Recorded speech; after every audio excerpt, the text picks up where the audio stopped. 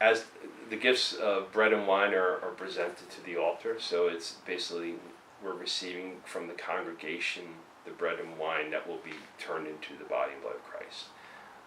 So there's a lot of symbolism in that, in terms of that it's coming from the people, and like not only are we bringing bread and wine, but we're also bringing ourselves, and we're putting them on the paten in the sense of like offering ourselves to God and saying that He can also transform us and consecrate us.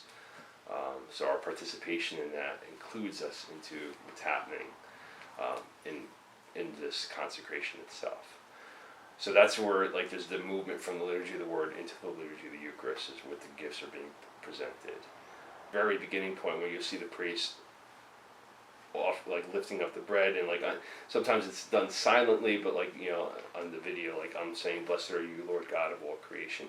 That's actually from Hebrew scriptures and stuff in terms of the blessing of the bread and offering of the bread to God. They have to be unleavened bread, and it has to be particular wine.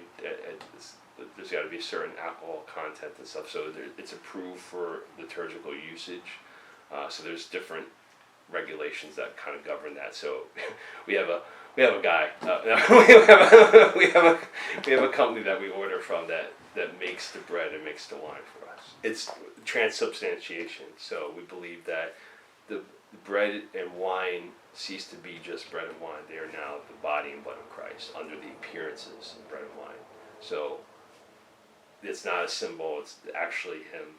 There's a lot of significance to it, and I think where it gets confusing for people is that a lot of Protestant services will look similar, and some of the prayers might even be the same or very close to it. So everything looks very much alike, but they all believe very different things, and there's significance to that.